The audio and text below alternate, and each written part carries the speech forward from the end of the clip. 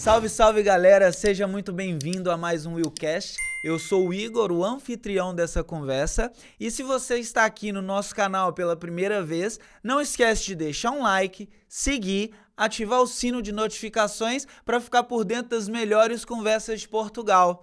Muito obrigado pela sua companhia e vamos nessa!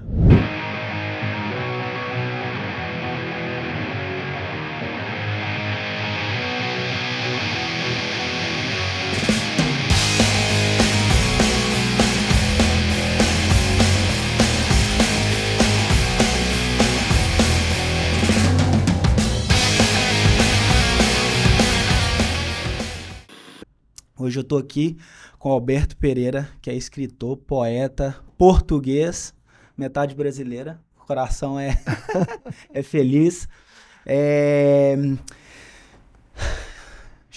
Obrigado por ter aceitado o convite. Obrigado pelo convite. Espetacular. Para abrirmos aqui. Estamos em Portugal, é só no vinho. Para tudo correr bem, para esquentar o coração. Patrocinador oficial hoje do nosso episódio é Stash, Train with Igor. Eu tenho que fazer o jabá, né, galera? Você é sempre vendendo. Olha lá. E muito obrigado, professor. Faz aí a apresentação. Quem é o Alberto Pereira, de onde veio, onde começou tudo. Vamos lá. Professor, Explica quero dizer já, porque nos tratamos por professor, porque é uma história engraçada. Eu praticava Tai Chi e Qigong num jardim, onde o professor, o Igor, dava aulas, e um dia começámos a falar e, para meu espanto, o Igor pensava que eu era o professor e afinal eu era o aluno, e então ficou esta coisa. Até hoje tratamos-nos por professor e já não conseguimos fazer de outra forma, e pronto, e ficamos contentes. É um apelido carinhoso. Sim. É sempre com muito calor. Eu já tentei dizer Alberto, mas não dá. Não pega. Não é a mesma coisa. Há coisas que parece não dá. outra pessoa, parece Ali. que é outra pessoa. Mas conta, professor, de onde é que o senhor veio? Você. Vou te tratar por você. Não, podes-me tratar por tu. Ok. Sim. De onde é que É assim, eu vivi num bairro muito pobre, como chamam no Brasil, uma favela. Foi onde vivi até aos 25 anos. E é assim, era um meio um bocado pesado, com cerca de 1000... Mas aqui em Lisboa?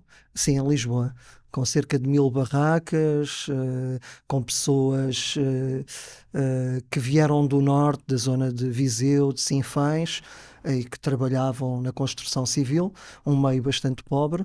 Eu até costumo dizer que gosto da história dos três porquinhos, porque realmente a minha casa era de madeira e tinha uma parede em papelão. Isto é verdade, uma parede que não dava para a rua, dava para outra casa, e só mais tarde, quando casei, é que tive uma casa que tinha tijolos.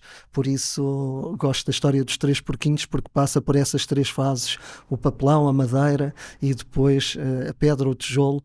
E era um meio onde não havia muita literacia. Os meus pais tinham a terceira e a quarta classe. Eu tive acesso aos livros. Qual era o nome desculpa interromper, mas qual era o nome da região aqui? Onde o bairro chamava-se Bairro Chinês. É ali na zona de Marvila, agora já não existe. Já não existe. Sim, que tinha ali o campo do COL, como nós dizíamos, do Clube Oriental de Lisboa. E pronto, e foi ali que eu cresci.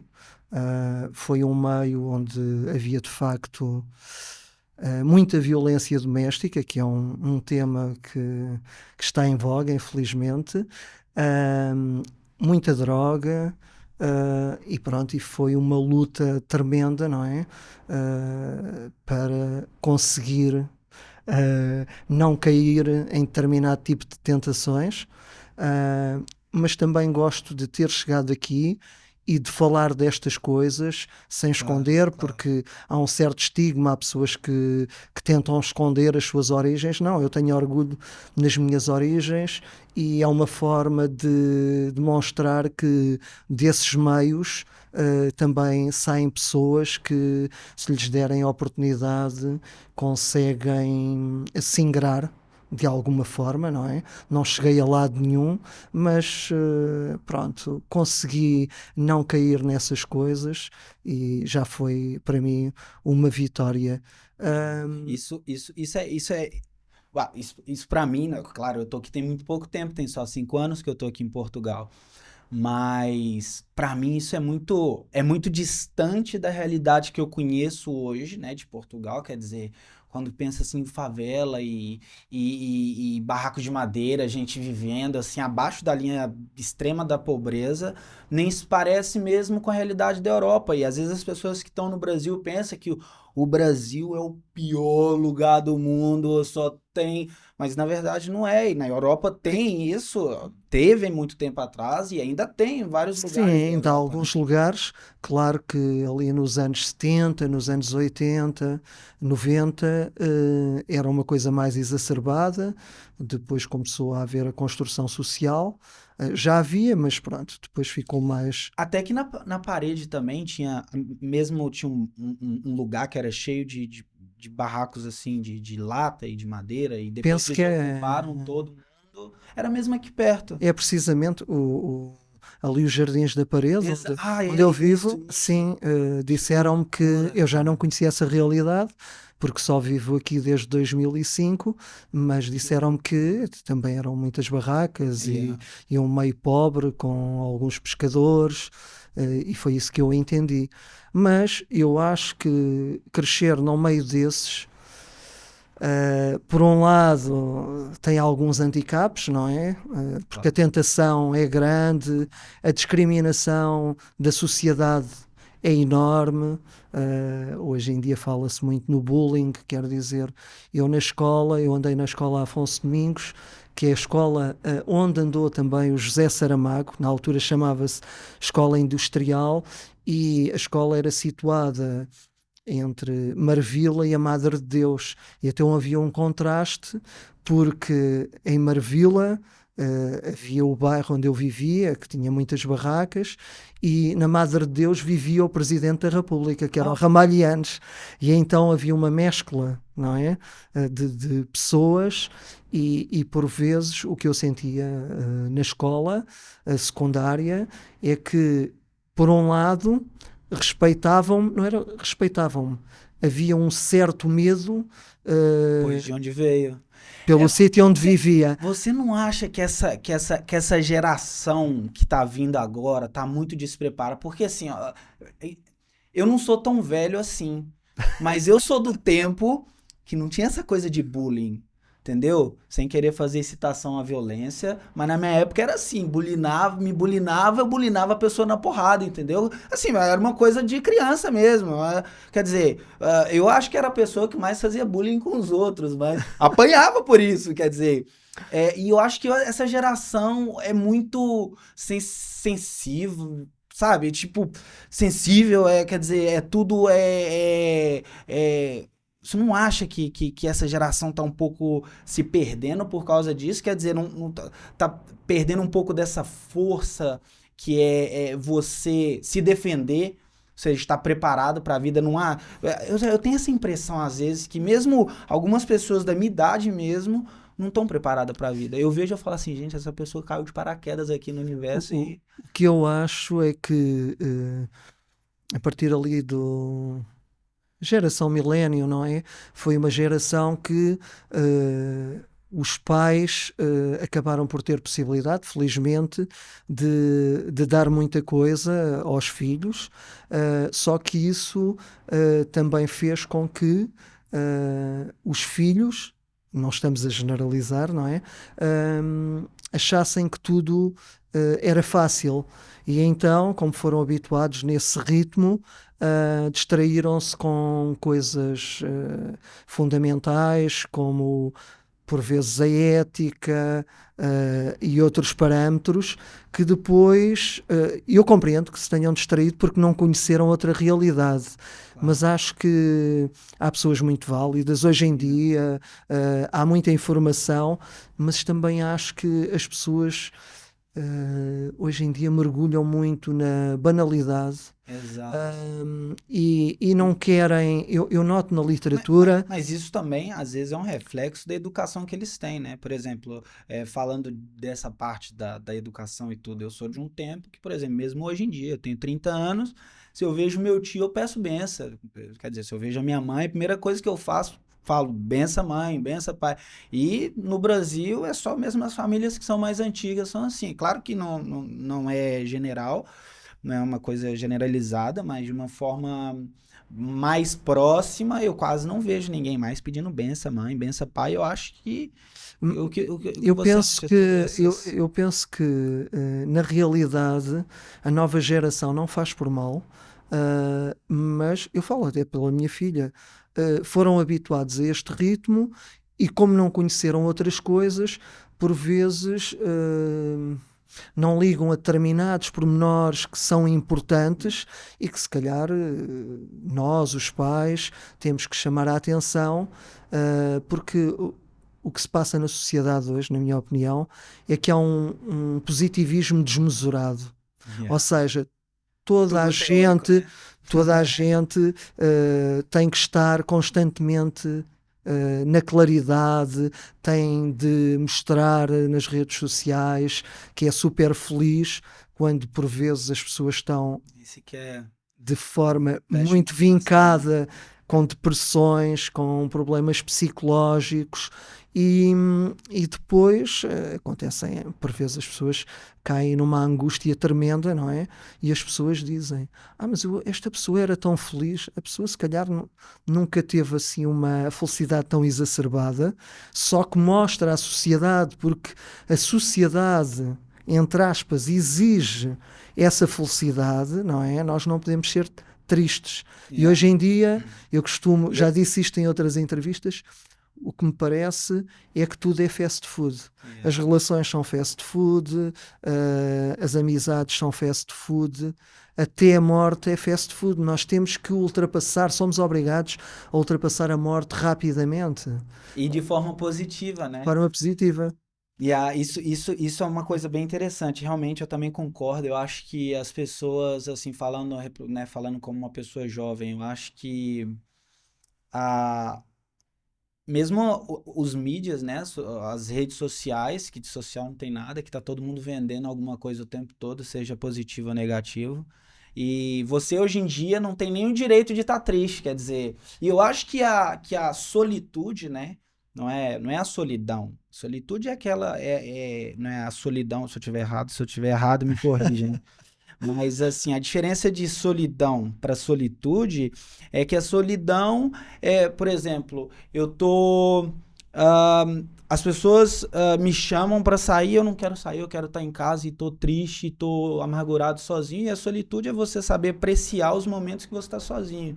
E eu aproveito muito, eu gosto da minha companhia, por exemplo, os meus amigos sabem que eu adoro estar sozinho e porque eu curto a minha companhia, eu tiro esse tempo para ouvir as minhas músicas. Na escrita, a pessoa, aliás, a escrita ensinou-me isso.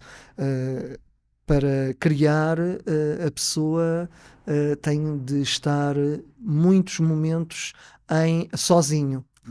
Não lhe chamo solidão, mas sozinho, para estar concentrado, para entrar, eu falo por mim, no transe da leitura, no transe da escrita. Eu acho que isso é meio que em tudo, né? O Mike Tyson, por exemplo, ele falava assim que o boxe é o esporte mais solitário do mundo. Porque é você contra você o tempo todo. Um campeão, né, falando agora como esportista que eu já fui um dia, o campeão se faz quando ninguém tá vendo. E aí quando ele sobe no ringue, é só um reflexo daquilo que ele fez quando não tinha ninguém vendo, quando tava só ele e ele contra ele, na cabeça dele, no mundo dele, Ah, desbravando a solitude da mente dele, né? E Levando isso para a literatura, desculpa interromper-te, levando isso para a literatura, é assim, tu precisas de fazer isso quando estás a escrever e teres um combate, tens de ter vários combates. Um deles é saberes que tens de estar ali só a perder, quer dizer, a ganhar muitas horas para criar coisas robustas, e na literatura o que eu penso hoje em dia é que há grandes autores, mas também há publicações em excesso e há pessoas que publicam com uma grande facilidade sem ter grande cuidado.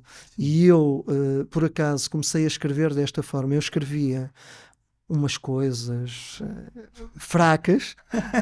mas você me disse uma coisa que é para escrever tem que ter dom, né? Quer dizer, se uma pessoa, ou seja, só pode escrever quem tem o dom. É isso mesmo, mas isso é mesmo literal? Eu penso que Ou a qualidade existe dom? Ou não? o que eu penso é a pessoa tem de ter algo, não é? Por exemplo, na escrita, para avançar. Mas na minha opinião e da minha experiência é 10% de talento e 90% de trabalho. E o que me parece é que para se ter esse trabalho é preciso perseverança e muita gente não tem essa paciência. E é muito importante, para mim é 10% de talento e 90% de trabalho. O que custa, o primeiro texto, se uma pessoa publicasse assim, a primeira não tem qualidade por norma, tirando um caso ou outro mais genial. É aquele trabalho oficinal de correção que, como se costuma dizer, entre aspas, é uma seca. É esse trabalho de debelar determinados pormenores que leva a que depois esse trabalho se torne robusto. Mas eu ia dizer que eu comecei a escrever da seguinte forma. Um dia, eu sou licenciado em enfermagem, e um dia eu estava no hospital. E trabalha na profissão? Trabalho também. na profissão, porque em Portugal, infelizmente, não dá. Há muito poucas pessoas que conseguem viver da literatura. Não só da literatura, né? A arte. A arte em geral, em arte em geral. Eu sempre faço É claro que astronomicamente falando a nível de população, né? O Brasil é muito maior assim do que Portugal. Mas eu vejo mesmo a acessibilidade a isso no Brasil e aqui em Portugal. Não, tudo, não só escrita, atores e atrizes, cantores e realmente não tem nenhum apoio assim, me parece, né, que não Sim. tem nenhum apoio. Mas eu ia dizer que eu comecei desta forma. Um dia no hospital havia uma doente a quem eu executei uma técnica que a pessoa gostou e em conversa depois ela deu-me um livro que se chamava, era um livro de neurociência que se chamava O Homem Termómetro, nunca me esqueci. E eu na altura disse que eu também escrevo. E a pessoa perguntou-me, então, mas o que é que escreve? E eu disse, escrevo poesia. Ela disse, isso vende muito pouco, que eu vim a constatar. Infelizmente. Se escrevesse um romance, era diferente. E eu naquele dia saí dali e durante 11 meses, literalmente, 11 meses, escrevi um romance, ou melhor, escrevi aquilo que eu pensava que era um romance e que depois descobri que não era um romance, e comecei a enviar para várias editoras e depois vinha sempre aquela resposta típica. Mas chegou a publicar ele ou não? Não. Não esse livro não cheguei a publicar, não tinha qualidade. Mas o perfeccionismo, não acha que também atrapalha essa coisa do perfeccionismo? Por exemplo, eu posso dizer como, por exemplo, na época que eu era competidor, hoje eu vejo que eu nunca fui atleta, porque atleta é ter compromisso, né? Você tomar cuidado com o que você come, bebe, com o seu sono, com o seu treino. Mas o perfeccionismo... Eu, por exemplo, hoje eu vejo que eu nunca fui um atleta, eu fui um competidor. Ou seja, me apoiava no meu talento e fazia o que dava, não da melhor forma, e ia mesmo sem assim tanto. Mas ainda até que dei sorte, que ganhei muito mais do que perdi. É assim, eu Mas acho que esse perfeccionismo, eu acho, o perfeccionismo pode atrapalhar ou não se a pessoa tornar as coisas, se levar as coisas para uma obsessão, não é? É preciso trabalhar, é preciso sentir, e é verdade, por exemplo, no conto ou na ficção eu não sinto tanto isso, mas na poesia eu sinto tipo, isto parece conversa de quem escreve poesia, mas sinto tipo uma energia, um chamamento, eu sei quando é que vou escrever poesia. E hoje em dia as coisas vão se robustecendo e eu sinto que não serve qualquer coisa. No meu caso, nunca serviu qualquer coisa. Embora, como eu avancei por determinados caminhos, eu hoje em dia leio mais ensaio do que leio poesia, porque o ensaio permite-me o quê? Permite-me conhecer vários autores, frases que me deslumbram e que eu depois posso refletir sobre essas frases, hum, dialogar com essas frases através da intertextualidade, e isso para mim é importante. E o que eu tento fazer é, se esta frase me deslumbrou, eu tenho, não é obrigação, mas dá-me prazer dialogar com essa frase num poema que faço, porque faço duas coisas: levo a minha poesia e levo aquilo que me deslumbrou.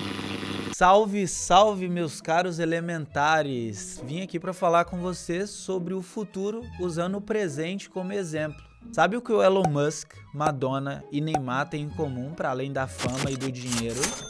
NFTs. Você sabe o que é isso? Se não sabe, tá dando bobeira. NFT é a sigla para tokens não fungíveis. Parece uma coisa extremamente tecnológica, mas na verdade é mais simples do que você imagina. E nosso parceiro do episódio de hoje é a Stash. A Stash é uma rede social para criadores e colecionadores de NFTs se conectarem, negociarem e crescerem. No mundo onde as redes sociais tradicionais rejeitam a propriedade digital sem permissão, a Stash vem para resolver problemas reais enfrentados pelos criadores e proprietários de ativos digitais. Eu pessoalmente adoro a Stash porque ela quebra barreira e fornece uma identidade omnichain refletindo o que você cria e curte. A Stash começou em dezembro de 2021 com foco em itens colecionáveis digitais, também conhecidos como NFTs. Essa tecnologia oferece propriedade privada,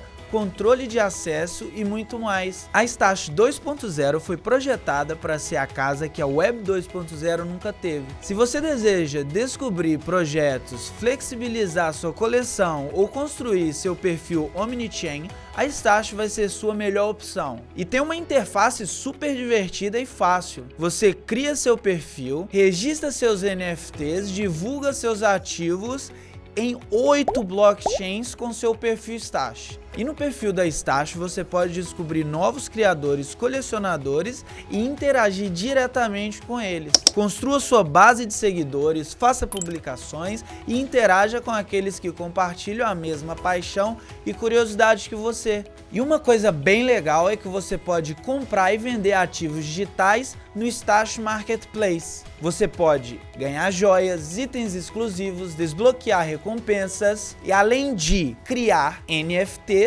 ou outros ativos no Stash Studio. É o destino final para arte digital, fotografias e mais. À medida que nos aproximamos do lançamento da Stash 2.0, a Stash convida você para participar da celebração. Então acesse aqui o link embaixo desse vídeo, que é o stash.io, para se inscrever. E muito obrigado! E é 2 em 1 e acho que não é uma promoção, mas Já é, olha, tá vendo? É só eu que vendo meu jabá durante aqui a conversa, do jeito. Olha, mas vem cá, fala pra gente um pouquinho dessas obras todas aqui. 3 eu tenho com dedicatória, desde que eu te conheço. sim. 3. Qual é a ordem? Pera, eu acho que foi a verde primeiro, depois... Não, foi a Não. verde, a SS. Foi como No Naufrágio Interior Morremos, Neve Interior e Ecocardiodrama. Mas antes E comecei vamos por lá, este livro. mostra pra gente. Começou Comecei, primeiro por esse. sim, por este livro. O Que é- Áspero Hálito do Amanhã foi o primeiro livro. Isto tem uma história.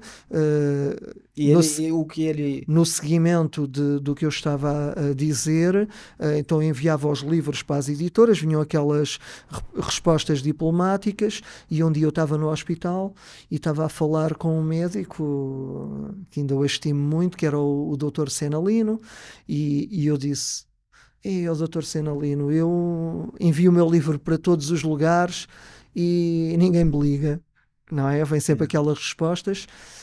E ele disse: Alberto, o que eu posso fazer por si é que o meu filho tem uma escola de escrita criativa, e o meu filho é poeta, e marcamos uma reunião e ele dá a sua opinião. E assim foi. Marcámos essa reunião, ele veio o tal romance muito mau, que eu pensava que era uma obra-prima. Tenho certeza que tava bom, mas não tava Na tão... altura estava excepcional, antes de eu saber que estava mal. Foram 11 meses. Sim. E depois levei também poesia. E quando me encontrei, E foi nessa que esse livro... foi aí que eu criei este livro. Eu já tinha algumas coisas escritas. E depois ele falou comigo e disse: aqui na ficção tens muitas debilidades, mas aqui na poesia há qualquer coisa. E foi assim que eu fiquei na escola de escrita criativa e que comecei a aprender algumas técnicas, mas a coisa mais importante que ele me disse foi: tens de ler determinado tipo de autores como Rui Belo, Herberto Helder. Esses, eu sou um completo brócolis se tratando de literatura, professor. E me explica, ok, são esses escritores portugueses, Não só não são portugueses. portugueses. Quer dizer, no início foram os portugueses, mas depois fui evoluindo, fui lendo vários livros de poesia, vários romances, vários ensaios. Principalmente os ensaios trouxeram-me um conhecimento muito mais robusto, e então o meu leque, porque sou curioso, Sim. começou-se a alargar, e eu nunca gostei de coisas normais. E tem algum algum escritor brasileiro assim que você falou, cara, olha esse cara aqui, ele é ímpar, ele É assim, porque Portugal eu sei que tem, quer dizer, Brasil também nós temos muitos bons escritores. sim, no Brasil há excelentes poetas. Mas algum que foi É assim, inspiração assim? é assim, eu gosto muito de um poeta brasileiro que já tive o prazer de vir à minha casa, que é o Salgado Maranhão. Temos uma linguagem que não é igual, Ele mas ainda vive, sim, sim, ele sim, ainda sim. publica. Sim, ainda falámos há 15 dias, publica, sim. De vez em quando vem a Portugal. E o Salgado Maranhão tem uma linguagem também metafórica, como a E mim. você já conhecia ele antes de, ou seja, já conhecia as obras dele antes de conhecer ele, ou primeiro conheceu e depois conheceu? Não, foi engraçado. Houve uma atriz brasileira que viveu em Portugal durante algum tempo, que era a Andrea Paola, e que fazia umas sessões de poesia ali em Cascais, e um dia disse-me: gostava que estivesse presente, vai ser uma homenagem ao Salgado Maranhão. Eu na altura nem conhecia o Salgado Maranhão, e eu fui a essa sessão e gostei muito da poesia, e mais tarde ela foi para o Brasil e disse-me: o Salgado Maranhão vai a Lisboa, era interessante vocês trocarem umas palavras. Eu na altura até pedi amizade pelo Facebook, a pessoa não me conhecia, e depois contactei-a novamente e ela conseguiu falar com ele, e ele veio a Lisboa, eu fui buscá-lo ao hotel. Ele ficou muito sensibilizado porque pensava que íamos para um restaurante, e não. Viemos para a minha casa, almoçámos, falámos, e hoje em dia somos grandes amigos. E até foi ele que agora no Brasil tentou arranjar uma editora, porque esse livro de 2022 é com cardiodrama. Mas esse É o livro que veio depois do primeiro. primeiro- A ordem? Qual é a ordem? A ordem foi Primeiro foi O esse. Áspero Hálito à Manhã. Isso, depois Sim. Depois foi Amanhecem nas Rugas Precipícios. esse. Este- E esse fala sobre... Todos eles, tirando A Viagem à Demência dos Pássaros, esta é a edição que foi publicada no Brasil e esta é a edição que foi publicada em Portugal primeiro. esses dois são os mesmos. Sim, Que eu estes, posso ver? sim, esses falam só de desamor, todos os outros, Desamor? desamor.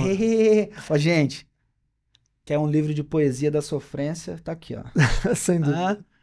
Desamor. Professor, me explica uma coisa. Sim. Me explica o que é desamor.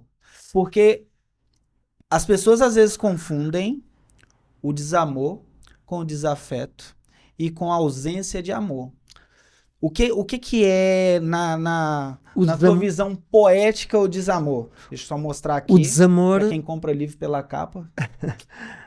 o desamor, para mim, é no fundo, é assim, a minha poesia e a minha literatura, mas principalmente a poesia, segue 3 parâmetros. Um é a obscuridade. Eu defendo, ao contrário do que se passa hoje em dia, que se temos um problema, não devemos virar as costas a esse problema, como a sociedade hoje tenta fazer, mas devemos enfrentar esse problema e seguir essa obscuridade, essa escuridão até ao final, porque o poço é sempre mais fundo do que imaginamos. E seguir essa obscuridade porquê? Porque depois de nós explorarmos todos os ângulos, que é importante, todos os ângulos dessa obscuridade, depois estamos preparados, depois de bater no fundo, para emergir para uma claridade que já não tem retrocesso, não é? Eu escrevi um poema que é só Respira como um pântano que acordou, que retrata isso, que é fui ao fundo... E você consegue decorar, tipo, todos os poemas que fez? Não consigo, tipo, mas... não é, quer dizer... Mas tem algum, assim, que tá na cabeça fresquinho? Há versos que são icónicos e que depois as pessoas me transmitem, e esta Respira como um pântano que acordou foi dos versos que as pessoas mais me falaram, porque é mesmo isto que eu estive a dizer, é ir até ao fim, não fugir a nada, não fugir a nenhum ângulo desse negrume, e depois estar preparado. Agora sim, explorei o poço até ao fim, desci de graus que não esperava que o poço tivesse, e agora sim, já não há nada que me possa derrubar, e então eu vou com toda a força emergir e entrar numa claridade que não é fictícia, como acontece muito na sociedade, mas é uma claridade de facto com alguma potência, ou com bastante potência. Porquê? Há uma frase do Gonçalo M. Tavares que eu gosto muito, que é: se mobilares em demasia a felicidade, deixarás de ter espaço para circular. E as pessoas não se apercebem disto. Felicidade, felicidade, felicidade, chega a um ponto que a pessoa já está, no fundo, sem estar mergulhada numa felicidade real. Está sobre uma pressão. Sim. Tem também uma música que, assim, o Brasil é extremamente musical, né? Sim, sim. E tem uma música do Chico César que diz assim: perigo é se encontrar perdido e não saber aonde ir. Porque às vezes perdido é que você acha, né, o rumo que você tem que achar. E as pessoas acabaram fazendo das frustrações, da tristeza, um monstro que, na verdade, vai mostrar quem você realmente é no futuro, né? Sim, sim. Quer dizer, você precisa de passar pelo caminho ruim, escuro, para crescer como pessoa. Ninguém vai ser uma pessoa grandiosamente extraordinária se ela não tiver aquelas pedras no caminho, né? Assim, Você encontra pedra, faz um castelo com elas, enfeita. há um filósofo que eu gosto muito, já morreu, que é o Émile Cioran, e ele explora esta vertente. É um filósofo muito negro, E ele vem de onde é esse? era romeno, mas depois viveu em França. E ele diz uma frase que para mim é um tiro certeiro, que é amaríamos o caos, mas temos medo das suas luzes. Que é isto que estivemos no fundo a falar. As pessoas, quando veem alguma coisa que as pode fazer tremer, fogem, não é? Claro. E o que ele tenta dizer é que é preciso enfrentar o caos, porque se tu não enfrentares o caos vai-te procurar. Tu não vais conseguir fugir. Podes fugir hoje, podes fugir uma semana, um mês, mas as coisas não estão resolvidas. Entende? Não se pode negligenciar o Sim. caos que a gente vive. Isso é uma coisa que eu aprendi mesmo com a vida, sabe? Porque, embora seja muito novo, eu passei por muita coisa na vida que se eu conversar com quem me conhece, né, pessoalmente sabe, se eu conversar com, às vezes, alguém de 50 anos, não passou pelo que eu passei. Porque crescer onde eu cresci, a primeira vez que eu vi uma pessoa sendo morta na minha frente, eu tinha 8 anos de idade. A minha cidade, o meu bairro, né, do Brasil, na década de 90, foi considerado durante um tempo, populacionalmente falando, o lugar mais perigoso do Brasil. A gente está falando de uma população de 200 milhões. Eu vivo em Mais de 200 Portugal, milhões. mas como vivia naquela zona, e agora que se falou em um homicídio, não é? Eu aos 15, 16 anos, ah, eu todos os domingos passeava com um amigo e falávamos muito da discriminação que havia no bairro, a forma como as pessoas olhavam por vestirmos de determinada forma, porque não tínhamos possibilidade de vestir de outra, e então todos os domingos passávamos numa taberna, tanto que a minha poesia fala muito das tabernas, da violência doméstica. Todas elas. Isso é uma coisa latente. Mas você presenciou isso dentro da sua casa? Eu, Porque imagina, eu vim de um lugar muito, muito perigoso, mas dentro da minha casa eu nunca vi, por exemplo, o meu avô e a minha avó eu, fisicamente brigar, mas isso era uma coisa muito vívida eu já vou com os a meus. esse tema. Eu fui com esse meu amigo. E tinha aquelas máquinas onde se colocava uma moeda e tocava um disco, e aquilo era uma taberna. Eu lembro-me perfeitamente que estavam 3 a 4 pessoas à entrada da taberna e estavam a jogar à moeda. Não sei se sabes o que é, que se mete umas moedas numa mão e depois mete-se a mão à frente No e Brasil a gente chama isso de porrinha. a pessoa tem de adivinhar quantas Quantas moedas você tem tem. do grupo E inteiro? quando saímos da taberna, eles estavam a jogar por copos de vinho. Disto. Já agora vamos ver um bocadinho. Agora dá uma olhada na palavra, como meu avô dizia. E por causa de um jogo da moeda, de um copo de vinho, há uma pessoa que puxa de uma pistola e matou ali à nossa frente a pessoa. Mas pronto, estas coisas são péssimas, mas também são estas coisas que se calhar me levaram a determinados parâmetros de pensamento, não é? Claro, Violência doméstica assistia muita. Paredes de madeira, claro. ouvia-se tudo. Eu cheguei a assistir a uma mulher a ser arrastada pelos cabelos em pleno Alcatrão, não é? E violência doméstica ali existia muito. Porquê? Porque havia muito álcool, Yeah.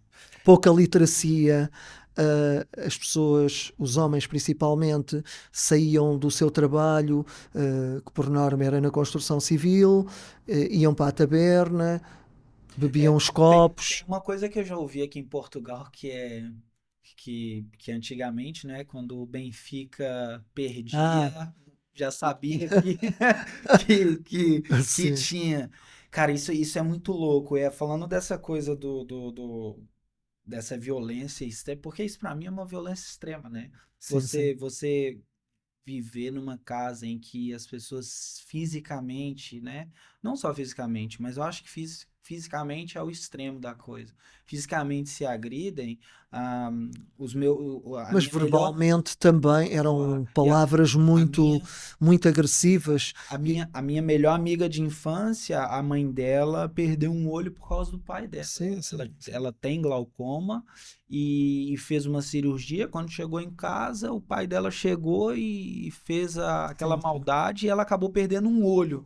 Agora, E isso é muito louco, né? sem dúvida, sem E dúvida. é uma coisa que ainda acontece nos dias de hoje, a humanidade ainda não conseguiu ultrapassar essa violência extrema dentro de casa, O né? que eu acho é que hoje, como há meios de comunicação, há telemóveis, há redes sociais, apesar de vermos que há muita violência, porque passa nas televisões, na internet, eu acho que há muito mais violência do que é reportado.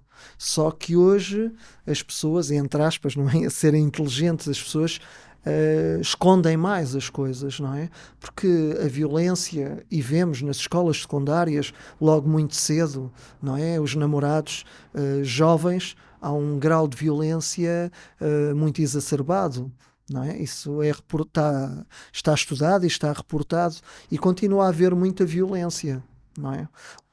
O que eu acho é que hoje, felizmente, há pessoas e principalmente mulheres muito mais emancipadas que não estão para estar submetidas a todos os espartilhos provocados por estas coisas, não é? As pessoas, as mulheres hoje em dia, felizmente, já não aceitam tudo e lutam e têm uma voz ativa e acho que ainda podem ter mais porque somos todos seres humanos. Mas agora sim, agora entra aqui numa questão político-social que é essa emancipação da mulher. Isso é polêmica, porque sabe que rede social vive de beleza e de polêmica, né? Sim, sim, Então sim. vamos lá, já tem aqui uma polêmicazinha aqui na nossa conversa. Mas você olhando para a sociedade hoje, você acha que essa emancipação feminina é uma coisa positiva para as mulheres? Por que eu digo?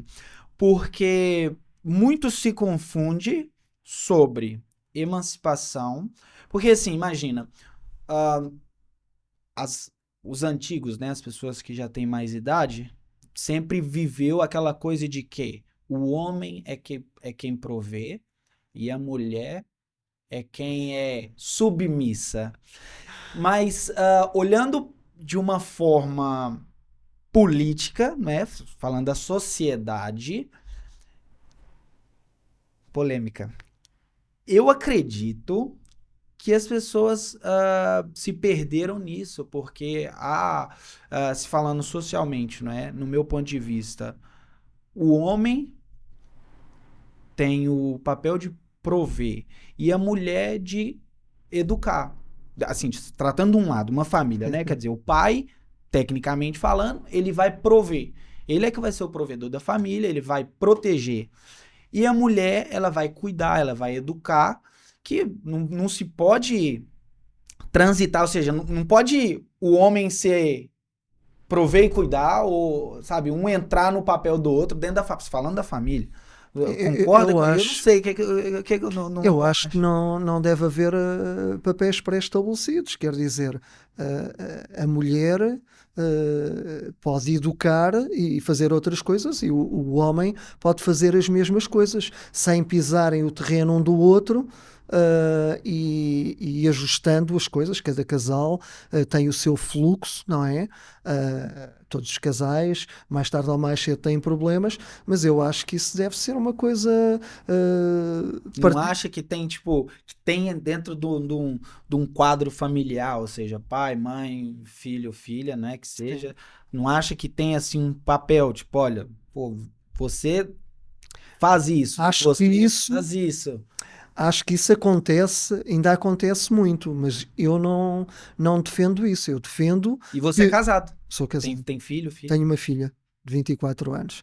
É assim, eu defendo que ambos, sem se atropelarem e sem estarem a desmentir ou pisar determinado tipo de terreno, podem educar e podem ter uma determinada linha coincidente para educar os seus filhos. Eu não tenho que ser eu a determinar, olha, agora a minha filha chama-se Joana, eu é que vou estabelecer as regras para a Joana e tu vais dar determinado tipo de educação mais virado para o lado feminino. Claro que a minha filha pode sentir-se mais à vontade a falar determinados assuntos com a minha mulher, e isso eu respeito, não é? Não, mas eu digo não nesse sentido. Por exemplo, imagina, quando eu digo assim que o papel do homem numa família é proteger, né, e prover, por exemplo, imagina, você tá com a sua esposa andando na rua e aparece um caramelo lá fazendo qualquer coisa de errado. Não vai ser sua esposa meter na frente e falar assim, ô, vê lá, deixa... Percebe? Eu acho que assim, isso é o papel do homem. Assim como, por exemplo, nossa, isso é polêmico. Não sei se eu posso falar isso não, mas qualquer coisa depois. Assim como, por exemplo, teoricamente falando, quando você chega do trabalho, a sua esposa ela vai ter cuidado do lar, ela vai estar ali, né, ter preparado alguma coisa. Não que não possa acontecer da outra Mas, forma, por exemplo. Por exemplo, eu sou uma pessoa que eu gosto de cozinhar. Então eu já vivo sozinho, tem 15 anos. Então eu cozinho, mas eu porquê é vivo que com tem alguém. de ser a mulher a fazer isso? Podem fazer os dois, podem estabelecer, eu posso cozinhar hoje, posso lavar a louça hoje e a minha mulher pode fazer no outro dia. Não, sim. Eu compreendo a Não, sim, pergunta, mas eu compreendo a polémica, eu compreendo a existe polémica. ou não existe Sim, existe na sociedade. um papel assim, olha, pronto, olha, vamos lá. Ok, eu posso, entre aspas, né, educar e cuidar, mas isso é um papel prioritariamente da minha esposa. Ou senão eu posso prover também, posso dividir, mas isso é um papel prioritariamente do meu marido. Quer dizer, isso pode, Existe ou não existe isso? Aqui, isso, por exemplo. isso, Porque no Brasil isso é muito. se existe, Porque o Brasil é extremamente. existe e muito. Agora, o que eu estou a tentar transmitir é que, na minha opinião, não devia de existir. Eu acho que Não é exatas. eu sou um defensor da fluidez, quer dizer, ambos podem fazer as mesmas coisas sem se atropelarem. É por aí. Agora não vão estar ali. Hoje eu vou. Sou eu a educar, amanhã és tu. Não, as coisas têm, num casal, devem ser fluidas. E por isso eu acho que ambos podem ter todos os papéis. Claro que depois, perante as características do casal, é certo que há parâmetros que vão emergir mais no homem e outros mais na mulher, mas tem a ver com a personalidade das pessoas. Isso não tem que estar compartimentado. Na minha opinião, é um bocado assim. E muito sinceramente, acho que não há absolutos. O absoluto é um erro, não é? Eu acho que eu defendo muito, eu falei na obscuridade, e o segundo parâmetro que eu defendo é, e para mim, é a noção, eu digo isto mesmo com firmeza, aliás, é a única palavra que eu tenho tatuada no meu corpo, palavra, que isto é em sânscrito, que diz Anitya, e para mim, que significa impermanência. E para mim, a impermanência é a noção, pelo menos na minha vida, mais importante e que se aplica a todos os credos, a todas as doutrinas, a todas as religiões, a todos os atos da vida. A impermanência, não há coisas fixas, não há absolutos. há uma mutação constante. Aliás, eu gosto de contar uma história da China ancestral, se me permitires. Claro. Eu gosto muito de contos zen e de meditação e Faz parte, então...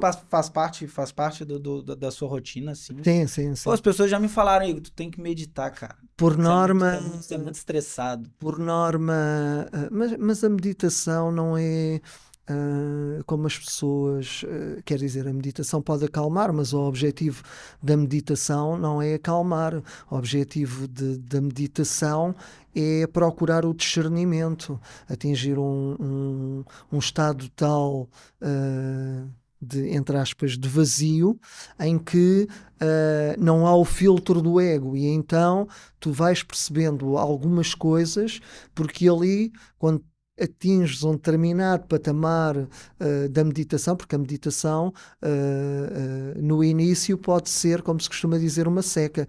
Tu estás ali de perna cruzada ou de joelhos e a pensar, mas o que é que eu estou aqui a fazer? E os pensamentos do dia a dia continuam a fluir, e ali não é para deixares de pensar, é para deixares os pensamentos passarem e não te agarrares aos pensamentos. E a partir daí, depois surgem outros estados mentais que te levam a um nível de discernimento que te fazem perceber coisas importantes. E voltando à impermanência. A impermanência diz que o que hoje é espetacular, amanhã vai ter um declínio. E a história que eu ia contar havia numa aldeia chinesa havia um senhor que se chamava o Senhor Li e que tinha um cavalo, e o Senhor Li dependia, para subsistir, dependia desse cavalo, e o cavalo um dia foge, e na aldeia todos dizem: ei Li, que azar que tiveste. E o Senhor Li diz: veremos, veremos. Passado uns dias, o cavalo do Senhor Li regressa e traz vários cavalos selvagens atrás de si. E então na aldeia todos dizem: Li, agora és rico, és um homem de sorte. E o Senhor Li diz: veremos, veremos. Passado algum tempo, o filho do Senhor Li está a treinar um dos cavalos selvagens e cai do cavalo e fratura uma perna. Li, o azar que o teu filho teve. E mais uma vez o Senhor Li diz: veremos, veremos.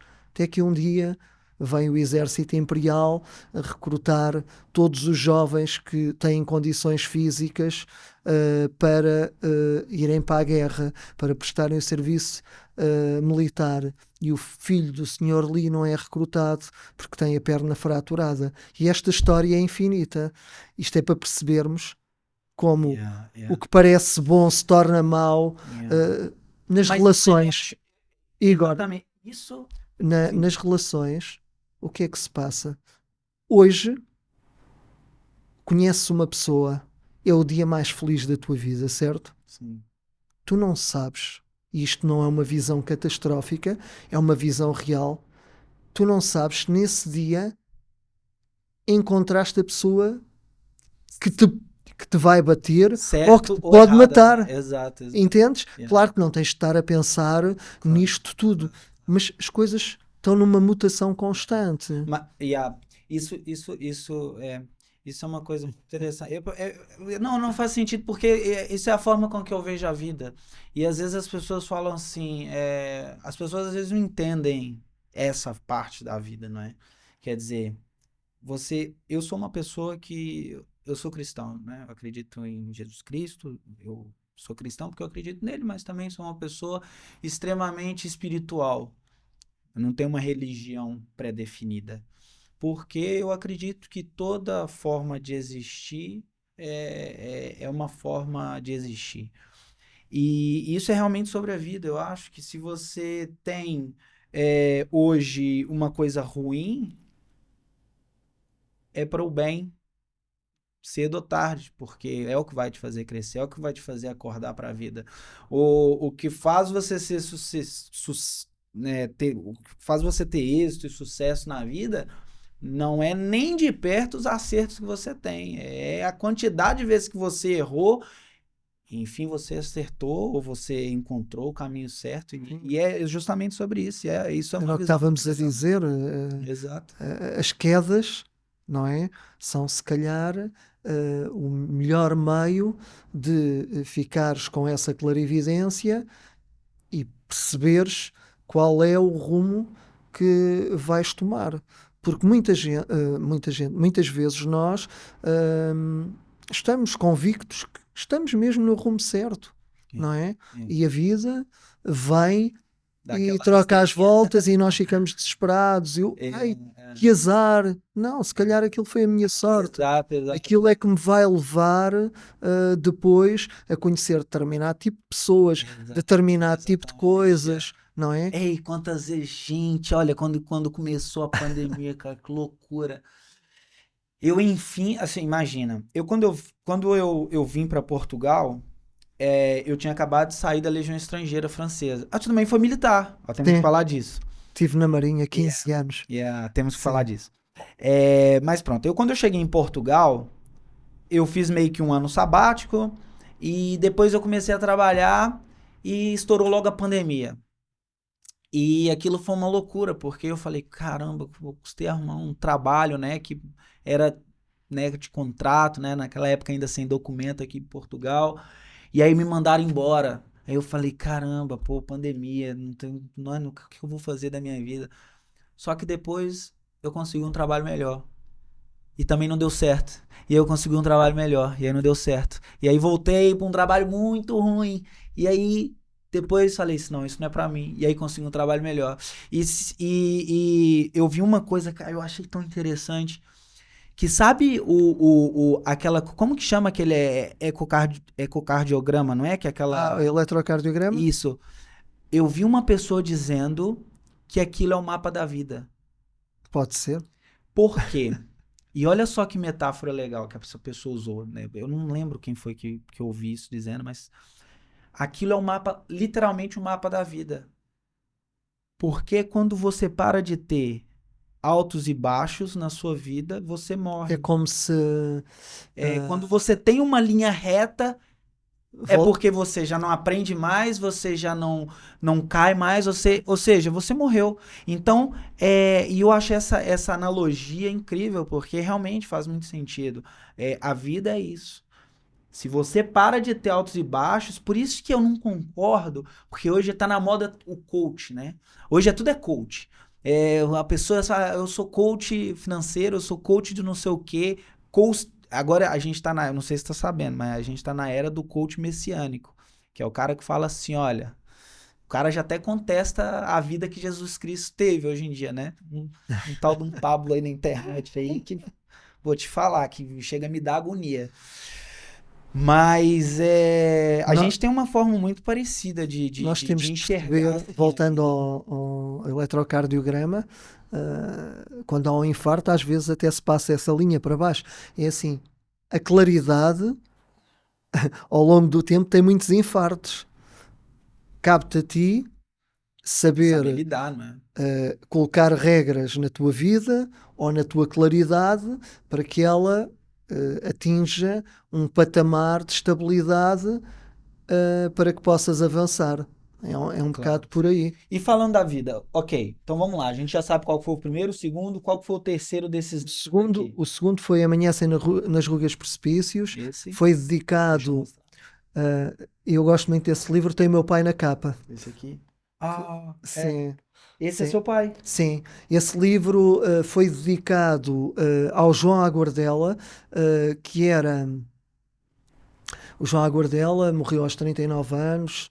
Eu cuidei dele no hospital, mas ele em Portugal foi bastante conhecido porque teve uma banda que era Os Sitiados e há uma música que é muito conhecida, pelo menos na minha geração, que era Esta vida de marinheiro está a dar cabo de mim. Pronto, eu cantar sou péssimo. Cada um na sua E, maneira. E pronto, entretanto eu conheci, ele também tinha uma banda que era o Zanaifa, que musicava poetas contemporâneos, e ele um dia no hospital disse que ia musicar um poema meu. Entretanto ele morreu aos 39 anos, e eu depois dediquei o livro ao João Aguardela. É um livro, penso que diz para o João Aguardela que não pôde envelhecer. E no fundo esta imagem é Nova Iorque, a cair, é o mundo a cair sobre um velho, não é? É isso que significa.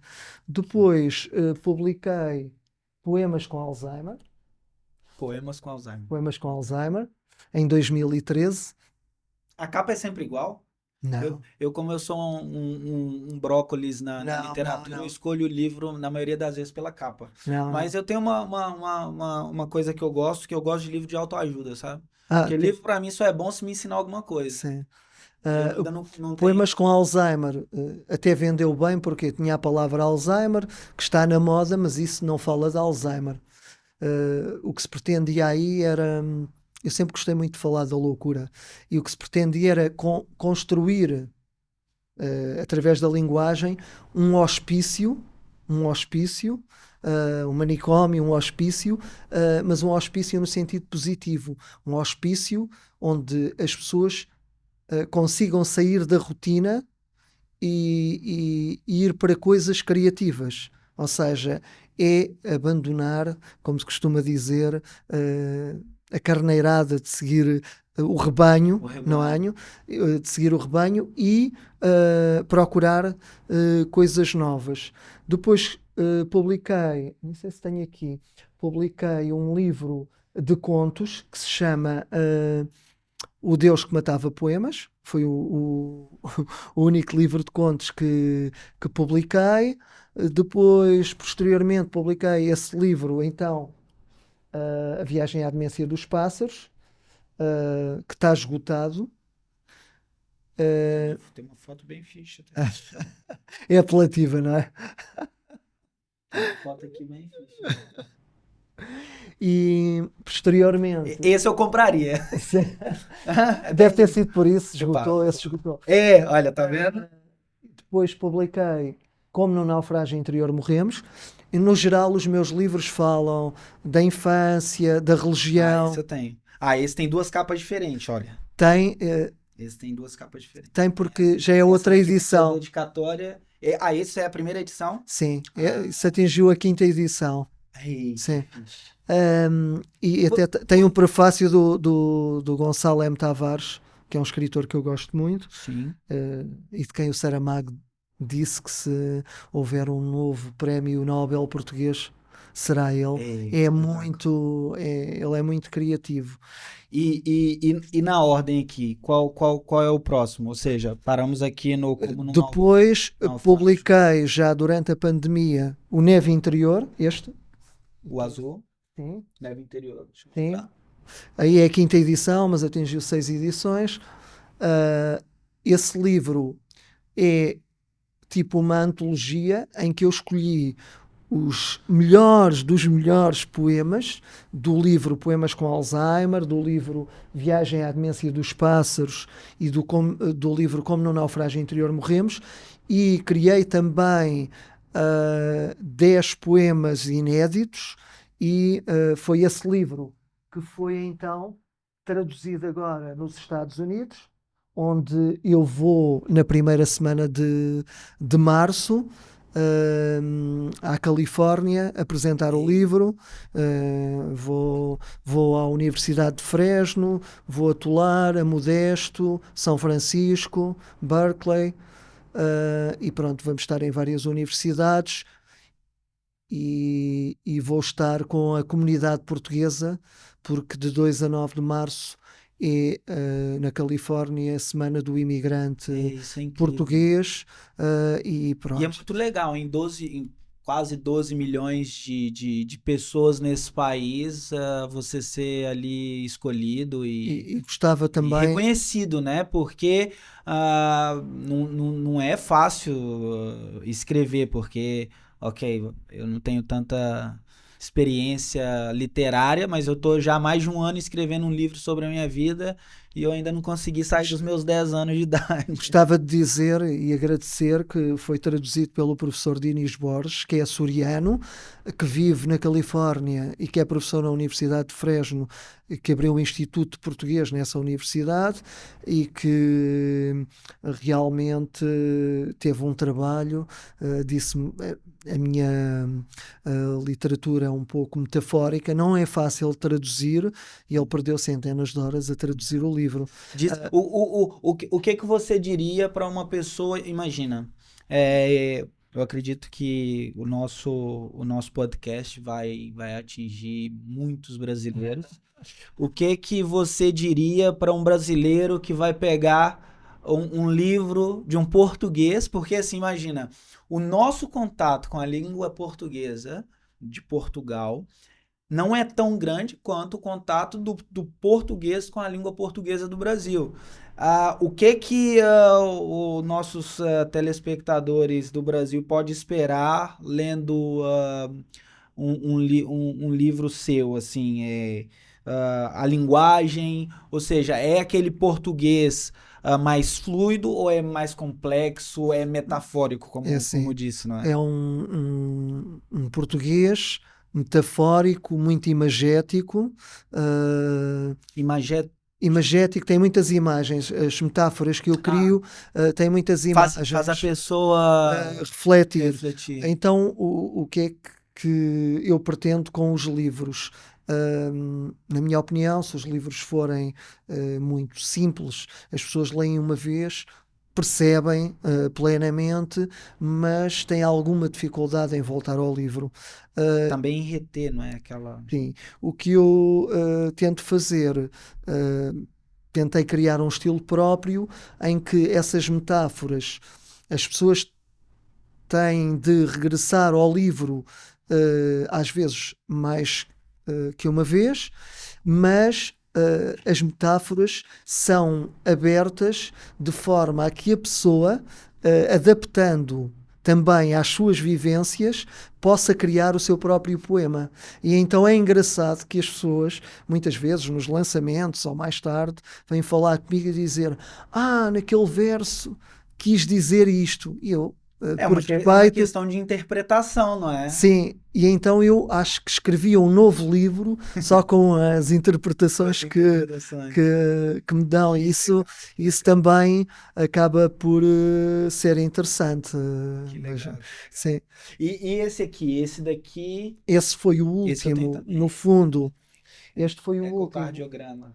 Ecocardiodrama. Drama. Sim, só muda Ecocardiodrama. Sim. Este é um livro que, apesar de ser muito pequeno, atravessou cerca de 11 a 12 anos da minha vida, porque conta, e aqui... É quase uma autobiografia? Ou...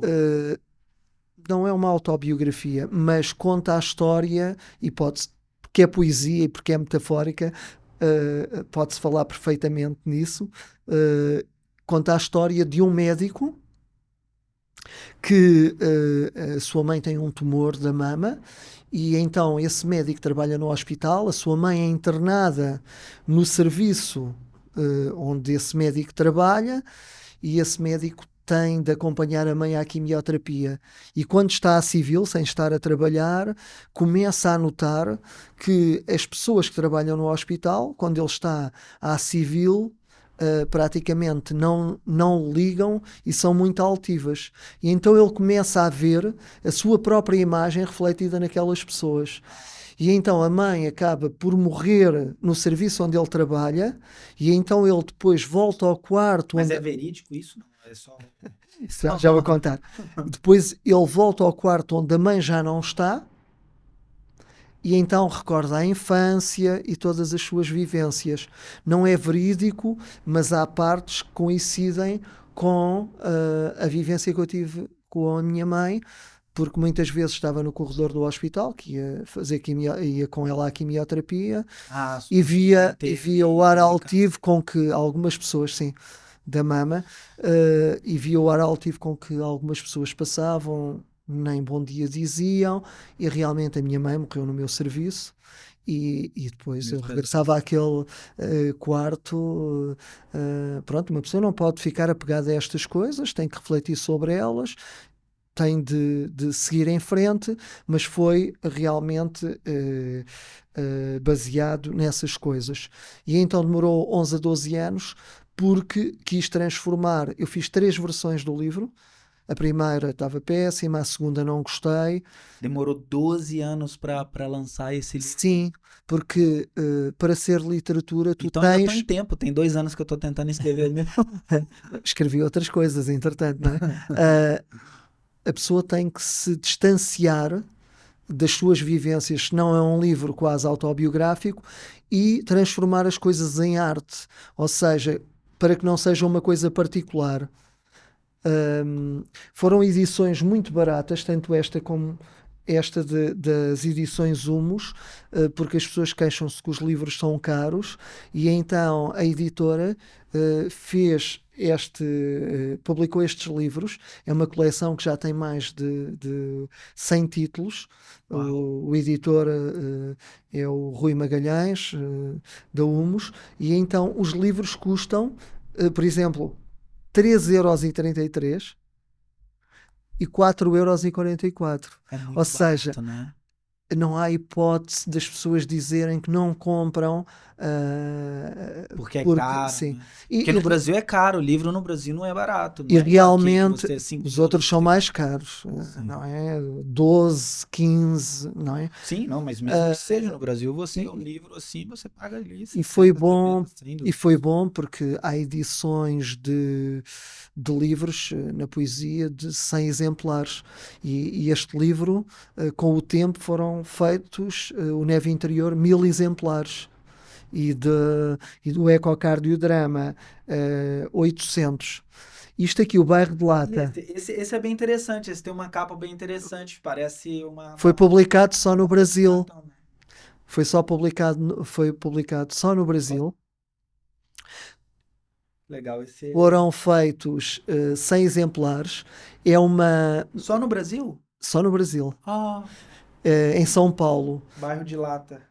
É de um coletivo. Olha, tenho aqui um gatinho ao pé de mim. Olha, tá bom. É o nosso anfitrião. Ahm, O número 1, eu sou o número 2. É um coletivo que compra o papelão aos catadores de papelão a um preço 5 vezes melhor, não é? 5 vezes mais caro do que normalmente é atribuído aos catadores de papelão, e depois com esse papelão, deixa estar, eu cheiro a gato, tenho uma gata.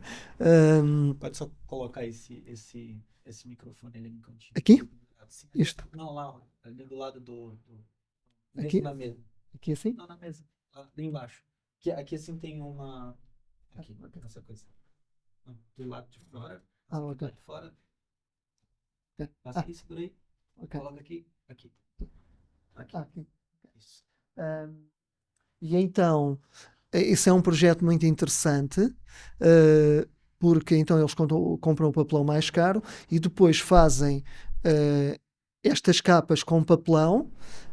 Nesta coleção chegou a publicar o Manuel de Barros e o Harold Campos. E não, deixa dar. Essa tá balançando. Sim, sim. E todas as capas são diferentes, são pintadas. Isso é assim, não na mesa. No chão. Eu vou- Logan é uma coisa. Dari, can you just help, please? E todas as capas são diferentes, são pintadas à mão por pessoas de favelas, e depois esse dinheiro reverte também a favor dessas favelas.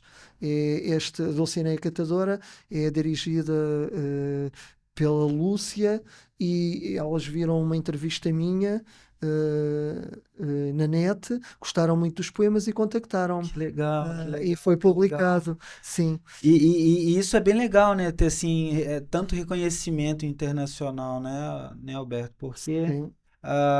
sabendo como é difícil ter êxito nessa área Sim, e você ser principalmente na indicado a tantos prêmios. Tem quantos prêmios já, assim?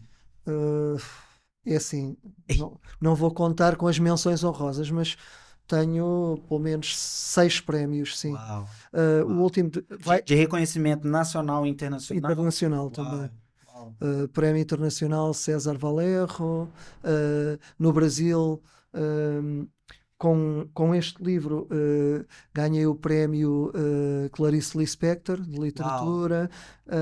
E em 2023 vai sair agora um livro. Clarice Lispector, desculpa interromper, mas Clarice Lispector também tinha uma forma de escrita bem metafórica. Sim, Por um acaso, eu já li alguns livros dela e é muito interessante muito e interessante. muito robusta. Eu gosto muito.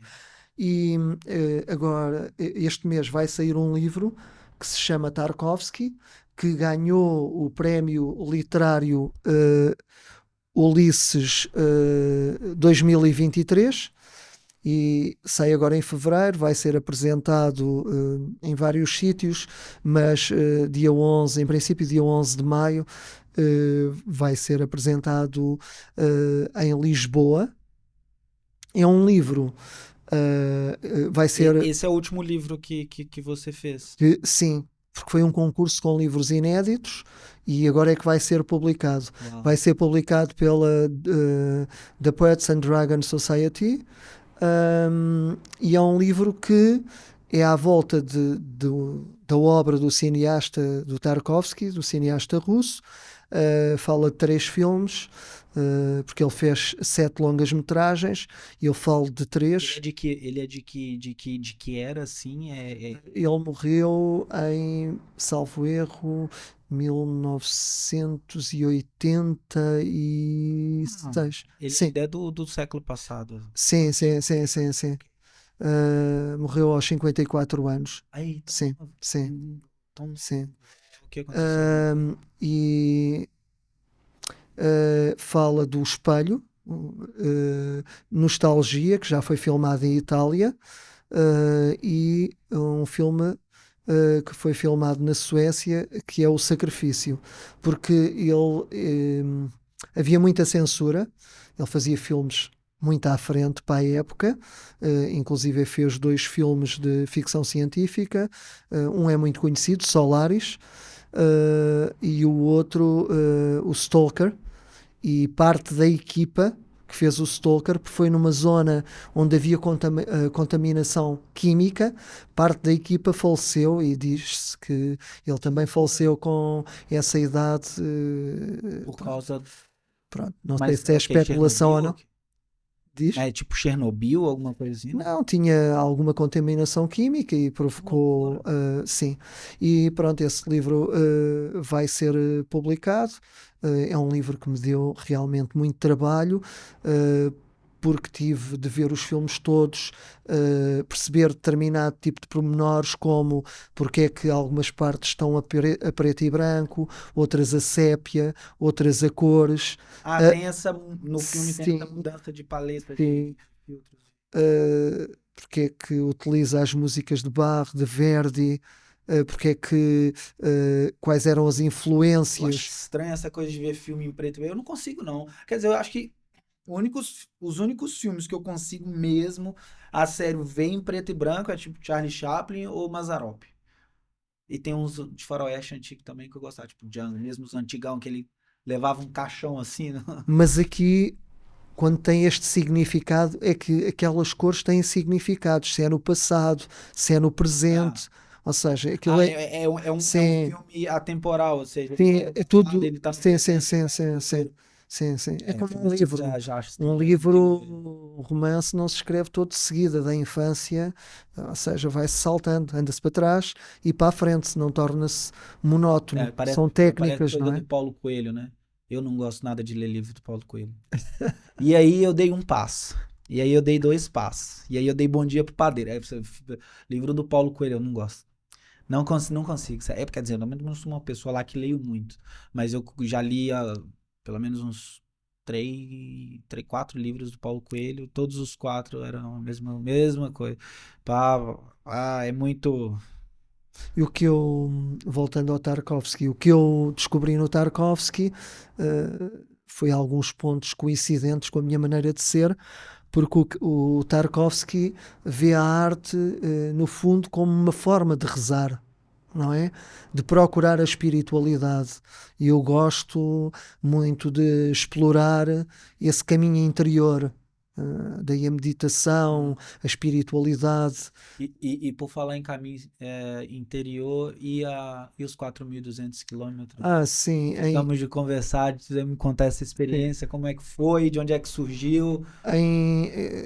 Foi também levado por essa situação de procurar a espiritualidade. Em 2017 eu já tinha feito 2 caminhos muito curtos, portugueses, de Santiago, em 2017, mas tinha feito acompanhado. Em 2017... que é Santiago de Compostela. Compostela, mas tem várias rotas. E em 2017 lembrei-me, olha, vou fazer 4 caminhos para percorrer de mochila às costas 4.000 quilómetros. Então, em 2017, fiz o caminho francês. Algumas vezes eu saía do caminho e voltava ao mesmo ponto, porque eu gosto de arte, e então, se havia coisas de arte muito próximo do caminho, eu ia visitar. E então, no primeiro caminho, parti de Saint-Jean-Pierre-de-Port, em França, até ao Finisterre, e percorri 1.023 quilómetros. Em 2018 fiz o caminho do norte, por toda a costa norte. Quantos dias? Fiz em 33 dias. Depois em 2018... Mas, ou seja, seguidos assim? Seguidos. Todos os dias? Todos os dias, sim. Uau. Nesse só descansei um dia. E depois, em 2018, fiz o caminho do norte, sempre pela costa, País Basco, Cantábria, Astúrias e Galiza, até ao Finisterre, 1.202 km.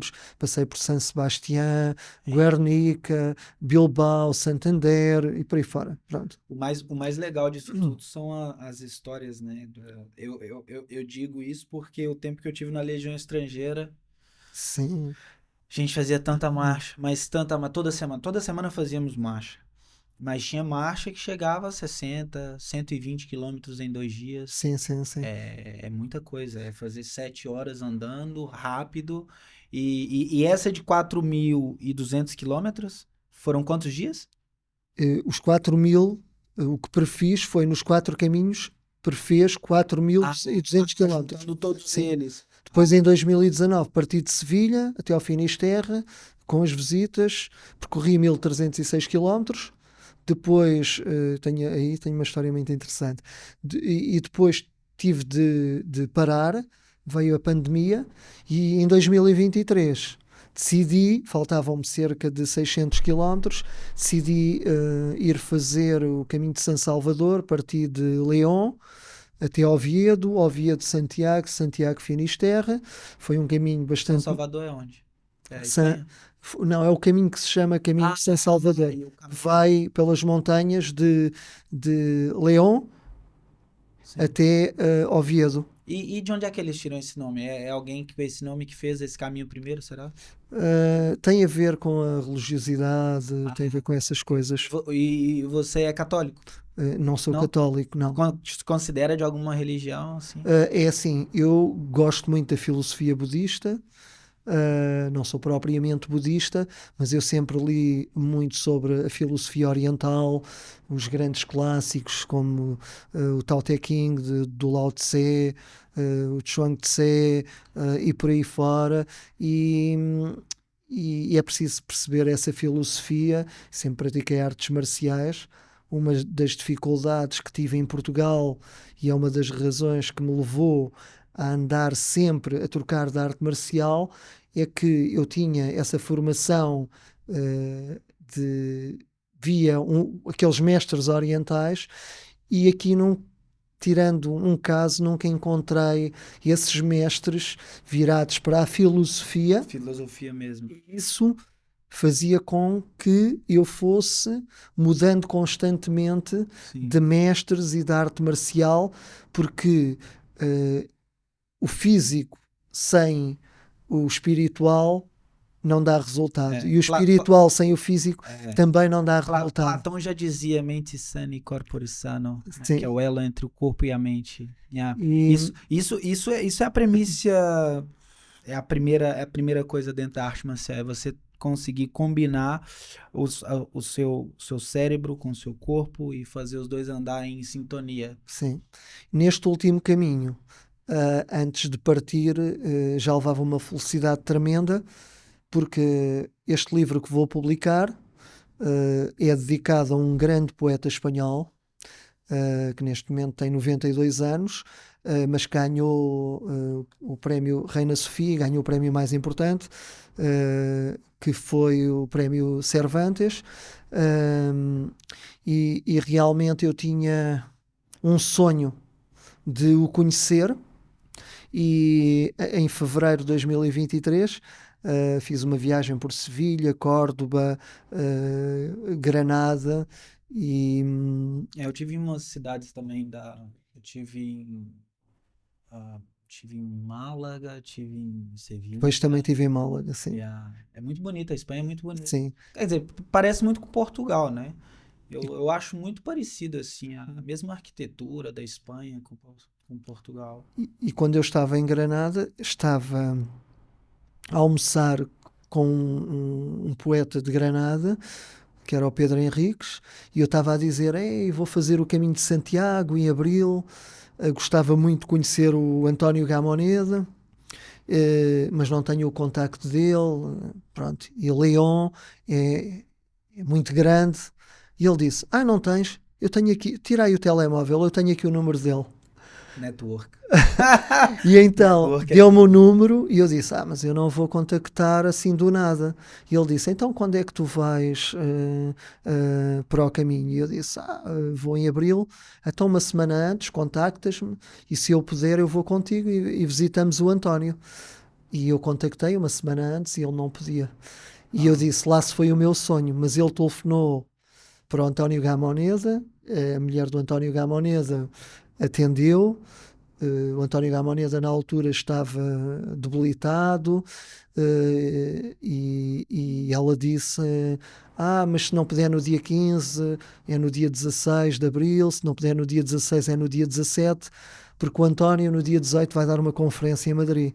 E então eu parti sem saber se me ia encontrar com o António Gamonesa, mas no dia 15 telefonei, atendeu-me o António Gamonesa, falou comigo e disse: amanhã na minha casa às 16h30. E então lá fui eu no dia seguinte. Já conheceu alguém que você era realmente fã? Assim, esse, por exemplo, foi um... Sim. Olha, Este porque eu não tive muita sorte com gente que eu era fã, não. sim. Porque eu tive o desprazer de conhecer duas pessoas que eu era muito fã de criança, de ver lutar e tudo. E tive o desprazer aqui em Portugal, quem me conhece sabe quem é. Nunca vai vir aqui no meu podcast. Não vou fazer questão nenhuma de convidar, mas todo mundo sabe quem é. Que é um dos maiores atletas, assim, não como pessoa, mas como atleta, um dos maiores atletas que Portugal já viu, assim mesmo. Era. O cara era bom. Mas, enfim, tive o desprazer de conhecer essa pessoa e assim, isso não é nada legal. Quando você sabes gosta muito de uma pessoa, assim como, né, tem como espelho, né? Você fala, pô, esse cara eu quero, quando eu crescer, eu quero ser igual a ele. Aí você conhece a pessoa e você vê, mas pô, no meu por caso quê? eu visitei, fui super bem recebido pela família. Que sorte. A família foi para todas as partes da casa, ficámos os dois a falar de literatura portuguesa, espanhola, e por aí fora. E foi uma tarde espetacular, trocámos livros. Eu até era para começar a caminhar no dia seguinte, só que o António Gamoneda deu-me 4 livros autografados e eu corria o risco de os estragar na mochila. E estava tão exuberante que decidi ficar em Lyon mais um dia só para vivenciar aquela energia que ainda tinha, e fui aos Correios e enviei os livros para Lisboa. E então este livro, Tarkovsky, é dedicado a António Gamoneda, com quem eu tenho tido algum contacto, e depois de eu vir do caminho escreveu-me uma carta também, que eu guardo como um tesouro. E o livro, a dedicatória do livro, posso revelar aqui, diz: para António Gamoneda, mestre com quem aprendi. A poesia é um animal que fotografa o homem em extinção. Uau. Sim. E quando publicar o livro, vou fazer chegar o livro ao António Gamoneda. Mas a propósito do que estavas a dizer, de convidar ou de conhecer determinado tipo de pessoas, há um ditado na literatura que diz: por vezes vale mais conhecer só a obra do que conhecer o escritor. Exato. Ah, Sabe tudo. por isso, Vou te falar. é um bocado Essa por aí. pessoa, meu Deus do céu. Olha, eu não sou um tipo de pessoa que falo mal de. Eu nunca dou nome aos bois, sabe? A gente faz aquela observação polêmica sobre. É complicado. Na nossa área, né? Na minha área, por exemplo, na área das artes marciais, infelizmente, esse é o defeito dos maiores atletas, que é a soberba, né? A Bíblia mesmo diz, né? A soberba precede a queda. Eu costumo dizer E que as pessoas, às vezes, deixam o ego falar mais alto do que eles mesmos foram. E isso é muito mal, porque, não é, quer dizer... mas pronto. eu costumo dizer que eu adoro a literatura, de paixão, amo mesmo, passo muitas horas realmente dedicada à literatura, mas costumo dizer sempre: a literatura é importante, mas a humanidade para com as pessoas é mais importante, não é? Claro. Se tivesse de escolher uma das duas coisas, escolhia tratar bem as pessoas, ser atencioso, não é? Isso é essencial. Isso é o essencial. E se você não fosse escritor? É claro que não é hoje em dia o que você vive, basicamente, Sim, não é? sim, Trabalha na área de enfermagem, sim, né? sim. Se você não fosse nem enfermeiro e nem escritor, o que você seria? Mas também não seria enfermeiro se pudesse optar Ah, é?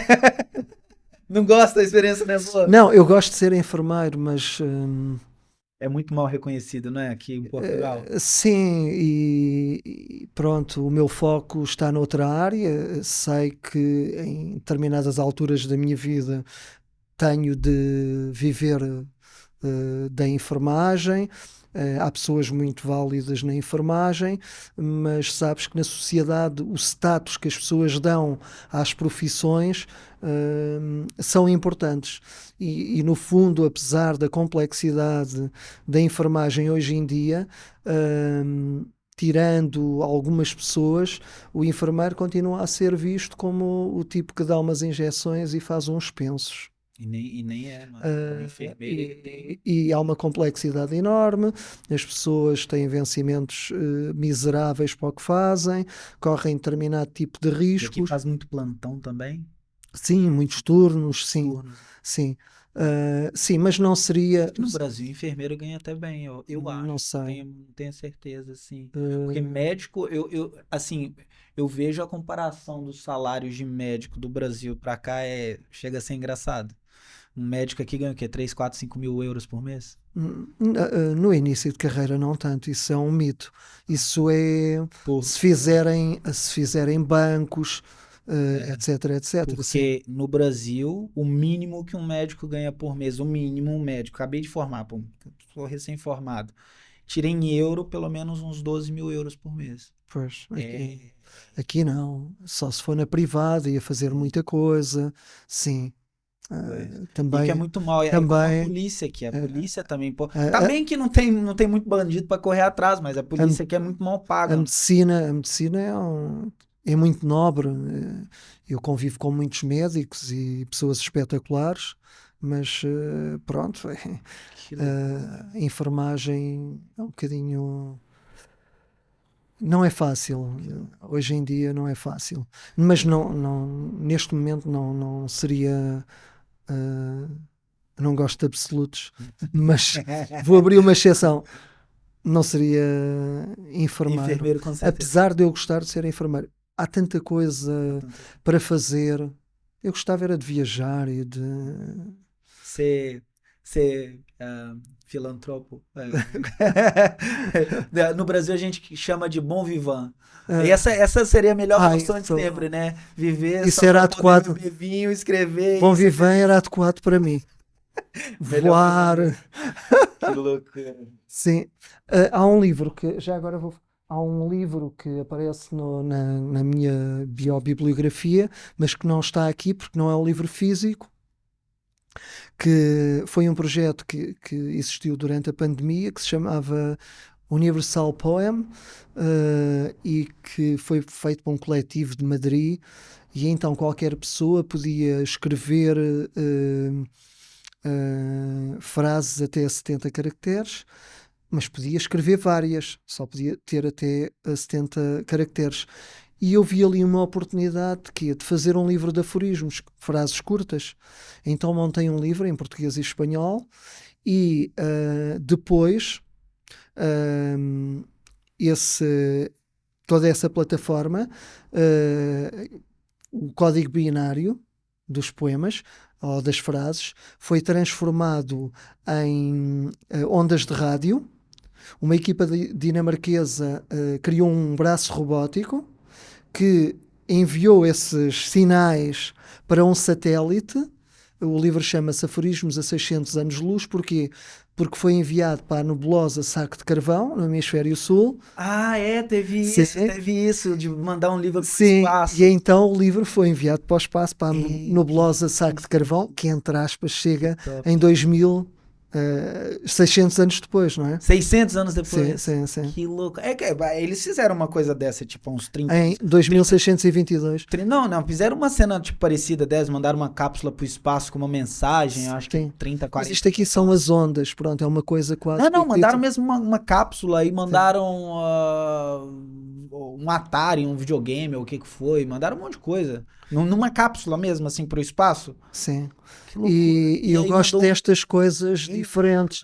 Eu, por exemplo, imagina este livro, Viagem à Demência dos Pássaros, tem uma curiosidade, que é o primeiro verso de todos os poemas foi escrito entre as 7h20 e as 7h40, sempre frente à mesma árvore.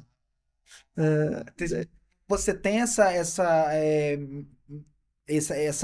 esse estilo metódico, assim, de tipo... Eu sou extremamente metódico. Eu não tenho um estilo metódico, eu não escrevo todos os dias, eu gosto de explorar coisas diferentes. Por exemplo, isto a mim, escrever frente à mesma árvore. Eu lembro de você me dizer uma coisa assim, que eu acho que parece que você estava escrevendo ali no Jardins da Parede, em frente à árvore, e eu acho que seu pai teve um acidente. Você me disse uma coisa assim. Aconteceu, como é que foi essa história? Porque eu lembro que eu falei, cara, que loucura. Porque eu sou muito sensitivo com sonho. Sim. E o sonho acontece, é incrível. Uma vez, eu te contar bem rapidamente isso, cara, que isso foi muito louco. Eu acordei num belo dia de verão, virei pra minha namorada e falei assim, olha... Eu acabei de sonhar que caiu 3 dentes da minha boca. Nessa mesma... E ela falou assim, Igor, para com essa coisa da sua cabeça, que loucura, para com essa bobeira, não sei o quê. Nessa mesma semana, o marido da minha prima teve super novo, 42 anos ou 45 anos, uma coisa assim, infartou, morava na Itália, teve um infarto e morreu. A mãe da mulher da minha tia morreu. E uma senhora que cuidou de mim quando eu era criança morreu, tudo na mesma semana, os 3 dentes de cada. Mas é sempre assim, eu sonho com buraco, com tartaruga, com cabelo e com dente, morre alguém. E isso é muito louco, né? Você me contou como é que foi essa história da árvore. Esta história é fascinante. Ou seja, foi uma árvore que me criou uma ideia para um livro, que foi no dia... Aquilo passou-se em vários dias. No dia 30, eu estava no jardim, na altura não estava a trabalhar, estava mais dedicado à literatura, e estava no jardim e disse, olha, vou dar uma volta aqui pelo jardim e ver todas as árvores aqui do jardim. E andei muito tempo. E de repente, aquela árvore que eu nomeei, olhei para a árvore e vi que a árvore só tinha 10 folhas. 10 folhas. E então olhei, desenhei a árvore e pensei, eu gosto de um cineasta húngaro que é o Béla Tarr, e pensei, vou nomear cada folha com o nome do filme, vou acompanhar a árvore todos os dias Pode demorar um mês, pode durar 5 dias, pode demorar 2 meses. Vou acompanhar a árvore todos os dias até que a árvore não tenha nenhuma folha. E assim fiz. No dia 30 tinha 10 folhas, no dia 1 fui e tinha 7 folhas, e então eu desenhei e cada folha tinha o nome de um filme do Béla Tarr. E então, quando eu fui no dia 1 de dezembro, já tinham caído 3 folhas. No dia 2, tinham caído mais. Eu sei que fiquei com 2 folhas. No final. E entretanto, no dia 4 de dezembro, recebi uma chamada. E a árvore, quando recebi essa chamada, eu tinha saído ao pé da árvore e só já tinha uma folha, e essa folha correspondia ao livro Satatango, que que corresponde o tango de Satanás. Isto é verdade. E então cheguei a casa, recebi uma chamada e o meu pai estava desaparecido. E então eu tive de ir para o norte, disse à minha filha Joana, olha, vais continuar a acompanhar a árvore. Fui para cima e o meu pai depois foi encontrado num aguadeiro, caiu e foi encontrado morto. E entretanto a árvore no dia a seguir ficou sem nenhuma folha, ou seja, foi a própria árvore que escolheu as 3 últimas folhas. Eu tinha determinado, seriam os livros que eu iria falar no livro, e então foi a própria árvore que acabou por escolher os 3 filmes que vão dar, que eu ainda não escrevi, que vão fazer parte desse livro dedicado ao Béla Tarr. E foi interessante, mas também já levei o livro de ficção que escrevi, tipo um romance. Eu não lhe chamo um romance, chamo um livro de ficção, e foi uma coisa longa que escrevi durante 3 anos e meio, e eu corri uma maratona. Isto é de loucos.